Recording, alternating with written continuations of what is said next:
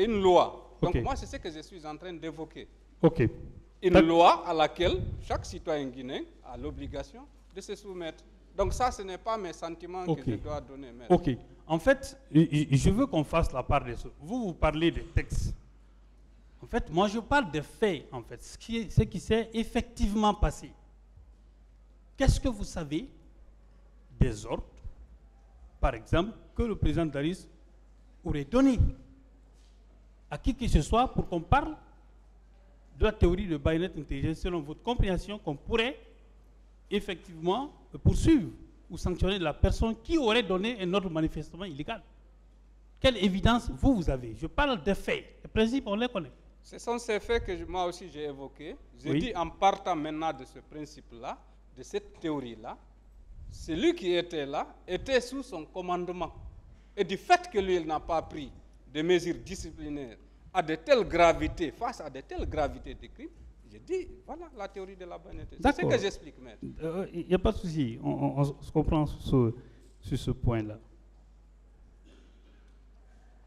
Et je crois que j'en ai terminé, Monsieur le Président. Merci beaucoup. Une question, s'il vous plaît. Monsieur Diallo, je Maître. reviens sur la notion de jour suivant, toujours, en tenant compte des questions qui vous ont été posées par Maître Bernard. Vous confirmez que la notion, quand on parle des jours suivants, ces jours suivants remontent à la cessation des violences liées aux événements du 28 septembre, vous le confirmez? Oh, ça, ce n'est pas moi qui dois le confirmer. Parce que lui, il a lu l'acte de renvoi au niveau de... Maintenant, vous m'avez posé la question. Moi, j'ai dit, si ça ne tient qu'à moi, et nous nous sommes battus pour cette raison d'ailleurs, ça va au-delà. C'est quand il y a eu la mise en place, quand le général Sekouba est revenu du Maroc. Monsieur Diallo. Non, je réponds à votre question. Laissez-le finir, Je s'il réponds à vous votre plaît. question, Laissez-le maître. finir. Je réponds. Non, je réponds. Laissez-le finir. Voilà, donc pour moi, les jours suivants vont jusqu'au jour où le général Sekouba a pris des mesures. Il a affecté à tous ceux qui étaient menacés des agents des forces de défense et de sécurité pour les sécuriser. Et ces gens sont restés juste après les élections. Ça a créé un climat de confiance. Et nous qui étions exilés, nous avons eu la confiance de revenir. Donc pour moi, les jours suivants vont jusqu'à ça. Donc c'est au-delà même de novembre 200. Ça a quel lien, l'acte pris qui aurait été pris par le général Sekouba, ça a quel lien de connexité suffisant avec les événements du 28 septembre? Ça a un lien avec les jours suivants dont je viens d'expliquer. Quel lien? C'est ce acte qui a permis d'arrêter les exactions, les poursuites, les chasses aux sorciers, les massacres qui se faisaient de façon ciblée parfois. C'est ce climat-là qui a... Donc moi je parle de cela, mais... Massacre où? À quel niveau? Après le massacre du 28 oui. septembre, Oui. après le massacre du 28 septembre. Oui. Voilà, les exactions. Où précisément? Dans quel quartier de Conakry? Un peu partout, maître. Précisez, nous sommes devant un tribunal criminel. Un peu partout. Le tribunal ne dira pas un peu partout. Hein. D'accord. Dans sa décision, le tribunal ne dira pas un peu partout. D'accord. Vous parlez des actes que vous avez posés, que vous auriez posés après les événements du 28 septembre qui ont débouché sur cette grève de la faim. Est-ce que vous avez un seul document à produire au tribunal relativement aux actes que vous avez posés? Un seul document. Je n'ai pas compris votre question. Vous avez parlé pour l'organisation de la grève, de votre grève de la faim. Une question qui a été posée et répondue. On peut passer à une nouvelle question. Ça n'a pas été posé à mon sens, monsieur le président. Ça a été posé. Je vous remercie.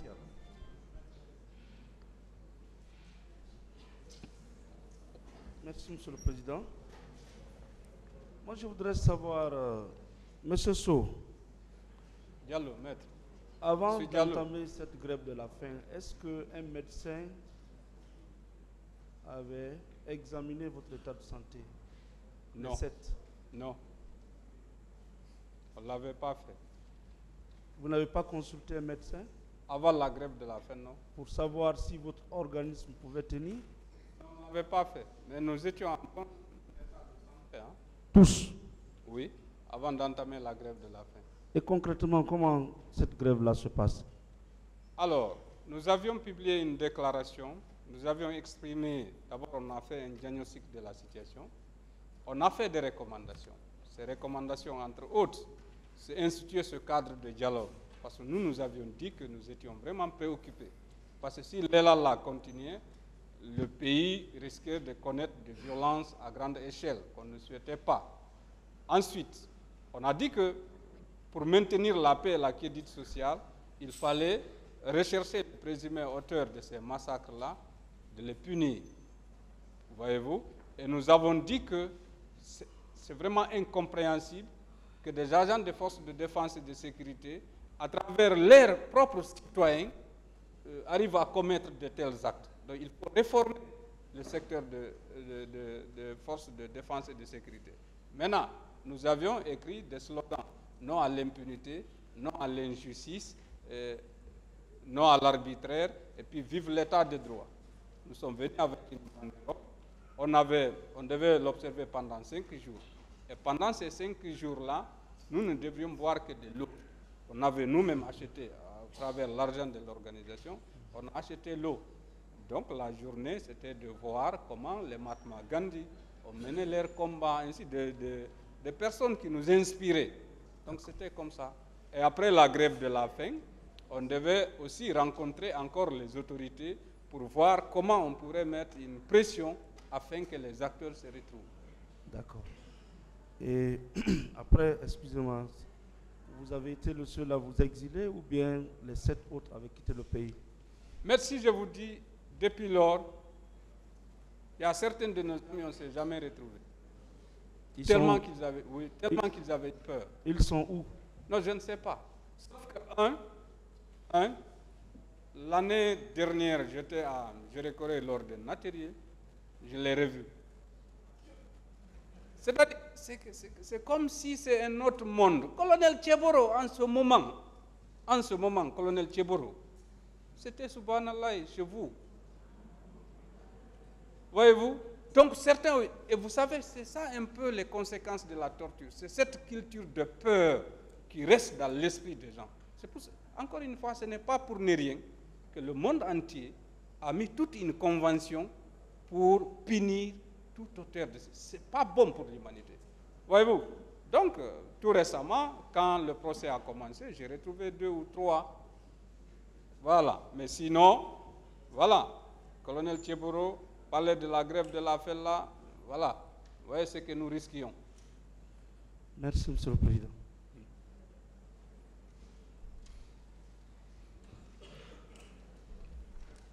Monsieur Diallo. Oui, maître.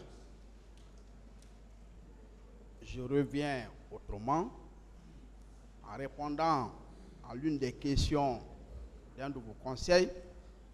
Vous avez affirmé que vous disposiez d'un support matériel médico-légal et que vous ne les produisez pas parce qu'ils seront contestés par la partie adverse.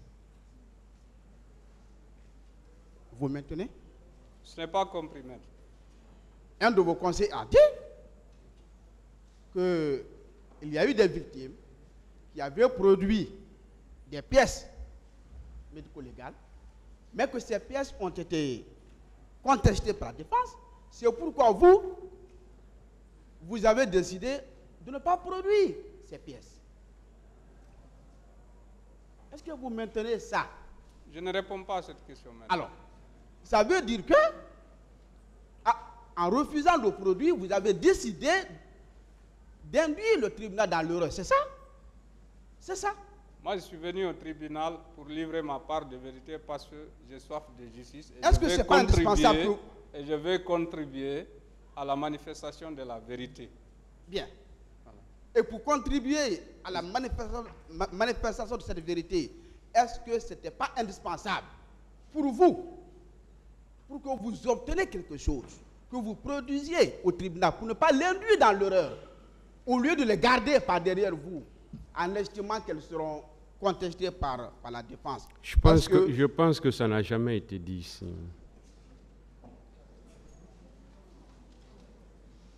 Donc, ça veut dire alors, vous ne confirmez pas l'une des questions d'un de vos conseils, je nomme notamment Maître Abakashiri Kamara.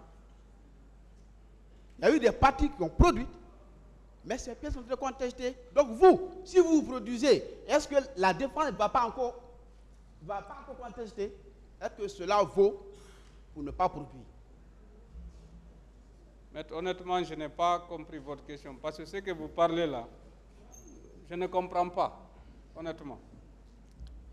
Bien, Il veut savoir si vous avez dit ici que vous avez des pièces, mais que vous ne produirez pas au tribunal par peur que ça soit contesté par la défense. C'est justement, Monsieur le Président, je ne l'ai pas dit. En tout cas, on ne l'a pas entendu. Hein. Voilà. Est-ce que vous savez que le service que dirigeait M. Moussa Tibourou Kamara avait une compétence nationale? Est-ce que vous le savez? Un ministère doit avoir des compétences, comme on appelle. Le service qui dirigeait avait une compétence nationale. Oui, j'ai dit le ministère, parce que c'était le ministère d'État en charge des conflits anti-drogue et grand banditisme. Ok. Alors, ça veut dire que n'importe quel citoyen peut s'adresser à lui, oui ou non? Je n'ai pas compris. Ça veut dire que n'importe quel citoyen peut s'adresser à ce service, comme l'a fait le chef du quartier, oui ou non? Un citoyen, s'il en a, sauf qu'il y a les compétences, hein, les rôles sont bien clairement définis en termes de gouvernement, en matière de gouvernement. Les compétences, les rôles, les attributions sont clairement définis. À moins qu'il y ait immixtion, violation, conflit de compétences, parfois agissement illégal, voilà. Et pour terminer, ce que vous appelez grève de la faim, votre action, est-ce que vous n'étiez pas allé à cet endroit pour commettre des crimes? Si c'est vrai, j'ai une question. Oui, je réponds, maître. Voilà, je ne vous accuse pas. D'abord, ce n'est pas ce que nous appelons grève de la faim, c'est ce qui s'appelle grève de la faim. Grève de la faim est un mouvement purement pacifique, initié pour la première fois par Mahatma Gandhi, qui est une icône mondiale de lutte contre la lutte non violente et qui est célébrée depuis lors jusqu'à présent. Le 2 octobre est dédié à sa naissance, la journée de lutte non violente. C'est le 2 octobre. Voyez-vous? Donc c'est cette personne-là que nous nous imitions pour ses convictions, ses valeurs, les stratégies qu'il a utilisées. Voyez-vous? Et voilà, j'ai décliné ce que nous voulions pour notre nation qui était en danger par rapport aux agissements de certains. Et c'est ce que nous voulions éviter, à nous et à nos enfants. Et enfin, quelle réponse vous réservez à ma question? Selon vous, là où vous étiez, vous qualifiez de grève de la faim, sans pourtant avoir la capacité de prouver au moins que oui, c'était une grève de la faim. Et puisque vous n'avez pas eu cette capacité, est-ce que quelqu'un qui conclut pour dire qu'à 0 heure, vous étiez là pour commettre des crimes, est-ce lui la raison, oui ou non?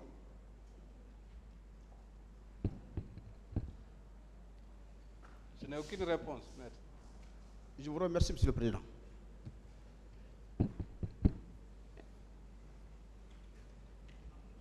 Il n'y a plus de questions.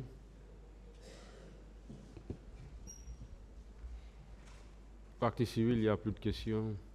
Vous pouvez disposer, M. Gallo. Merci, Monsieur le Président. M. Amadou Bilal Issou.